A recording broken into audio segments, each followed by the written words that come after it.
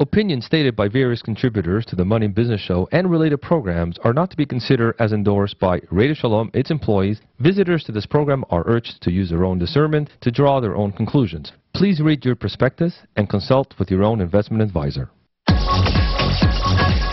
Live from the studios of Radio Shalom, 1650 AM in Montreal, Canada, the city of Joie de Vivre, the world capital of culinary variety, and the home of the Montreal Canadiens. This is the Money and Business Show with your host, Samuel Izerzer. Every week, Samuel and his guests discuss money, investments, financial services, and the world economy. Over the next hour, you can have your questions about business and personal finances answered. So call 514-738-4100, extension 200, to speak with Samuel and his guests. And now, here is the host of the Money and Business Show, Samuel Izerzer.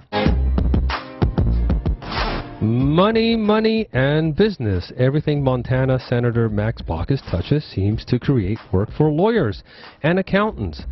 The Democratic chairman of the powerful U.S. Senate Finance Committee was the driving force behind several rounds of bitter Canada-U.S. lumber wars in the 1980s and 1990s. Armies of lawyers built their careers on that dispute. Mr. Baucus is also the author of a bill that's about to make life very unsettling for Americans living in Canada and their financial institutions, the Foreign Account Tax Compliance Act, which is called FACTA. The law, which takes effect 100% in 2014, is the hammer behind the U.S. crackdown on offshore tax cheats. When he unveiled the legislation 3 years ago, Mr. Baucus said squeezing tax evaders would bring in tens of billions of dollars a year, money that would help reduce the massive U.S. deficit.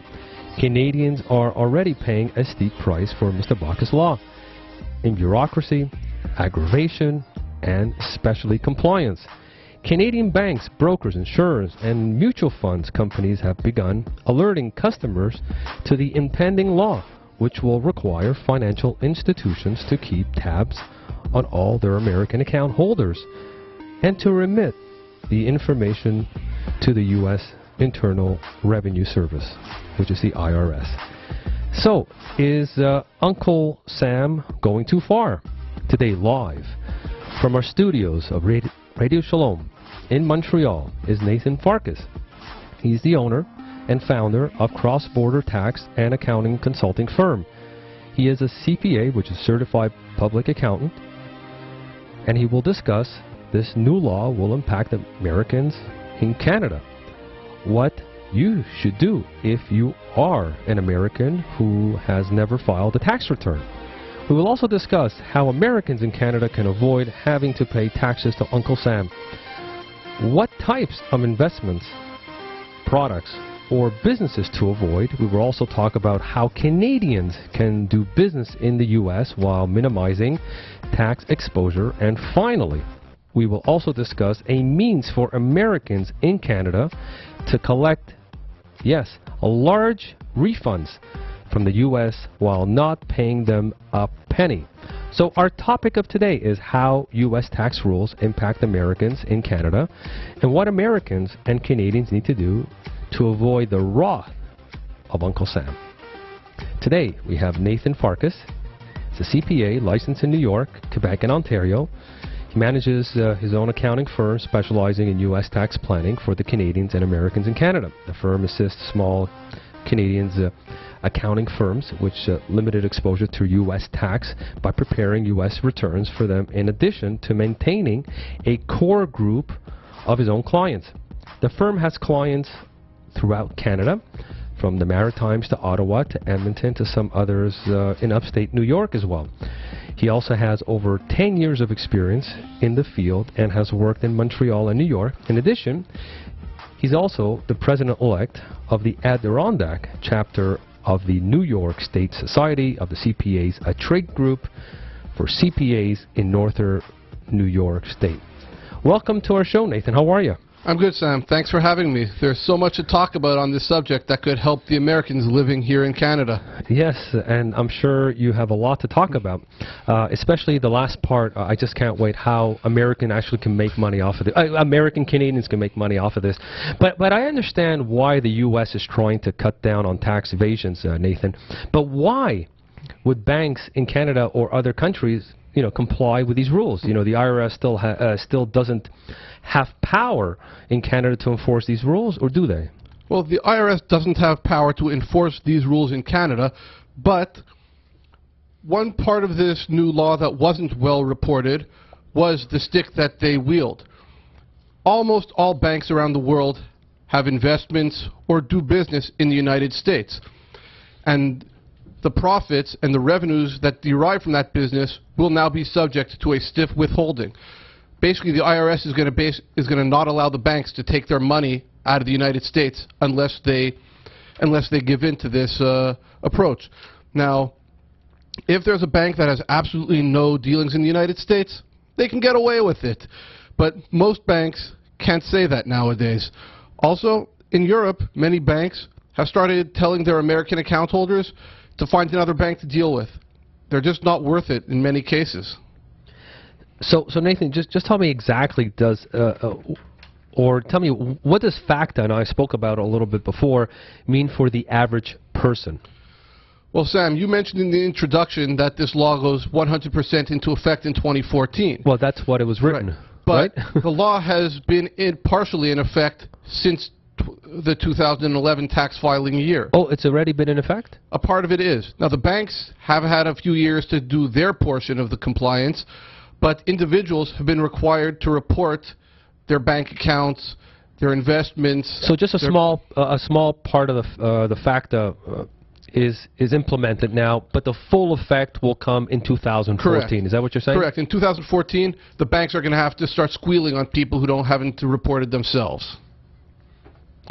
In addition, the State Department has started not submitting new passports to people who are delinquent in their taxes.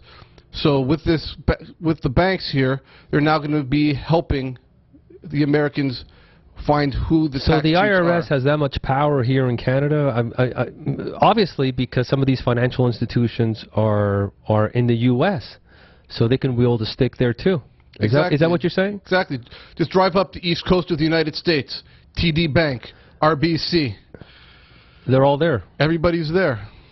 And you mentioned the U.S. State Department has begun requiring all passport applicants to provide a Social Security number. Correct. By requiring that, now the State Department is going to submit that Social Security number to the IRS. They're going to verify if that person has been filing taxes previously, and if not, there's going to be a problem. They will not get their passport renewed. So, Nathan, stats show there are approximately about 1 million Americans living in Canada. Less than half filed tax returns in prior years. I'm actually surprised it's that high, by the way, Nathan. What can those who have never filed do? Will they be at risk of losing their life savings, Nathan, or going to jail? What can they do? I mean, if they haven't filed. I mean, we're looking at a staggering amount here. That's true, and yes, if the stats are right, there is the risk of losing all their assets or jail, but there are programs out there to help them get into compliance. The first one, for people who have done it intentionally, is the Offshore Voluntary Disclosure Program. It allows the Americans to backfile years of tax returns, bank account reports, and pay a penalty of about 28% of their unreported net worth. 28%? 28%. The second program is a streamlined procedures for people who are not high risk. Basically people who have low incomes, wouldn't owe much tax anyway. So for them, file 3 years of tax returns. Is it more than $2,000 they owe, or $5,000? Is that what you're talking about? Not like $100,000? $1,500 per year. If you owe okay, so if you owe $1,500 a year or less, you're in the second option. You could go through the second option, file 3 years of tax returns, 6 years of bank account reports, and when they finally go through your papers, you will supposedly be fully compliant and forgiven for all your prior years not filing. Even if they charge you, what, 28%, they're going to forgive you after that? Is that what you're saying? For people in this category, you'll pay... Oh, the second category. In the second category, you'll pay your taxes and interest on your unpaid taxes. That's unavoidable. But penalties will be forgiven, and you're now in compliance going forward. But you have to file going forward. Is there any more options, or there's just two options here? Those are the two official options. There's always the option to just file your taxes and hope for the best. That's the third option, right? That's the third option out there. Just send it and just pray. Right. Now, there are so many people sending returns nowadays. The IRS and a lot of their agents are using common sense in the judging. Is this third option advisable? Sorry, is this advisable, this third option? Or better to do the first option? The first option carries a heavy penalty and heavy risk. The third option, I don't generally advise it, because for anyone who's eligible for it could generally get away with, would be better off using the second option. The third option might be for someone who would prefer to gamble on not filing certain number of years returns. Would they be criminally charged on the third option if they just send it just like that? Unlikely, because they didn't commit the act of tax evasion. For the most part, they didn't know, or they didn't know that they should have been filing, so they didn't file. When they found out. But how would they find out? Is their accountant that would just say, "Hey, there's a red light here, and you have to send something"? You have to send. Is that when it happens? Usually what's been happening lately is people are reading the newspapers. They're hearing Senator Baucus talking or this about show, what's going on. Or even this show. They're hearing all the media reports going on, and they know, okay, I've never filed. It's time to start. What do I do?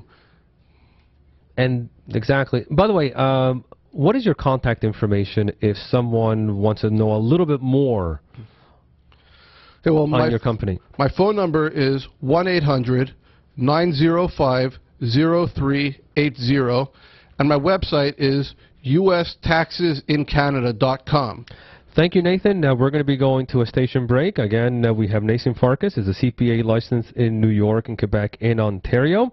Again, my name is Samuel Izerza for the Money Visual Radio Show on CJRS 1650 AM in Montreal. We'll be right back.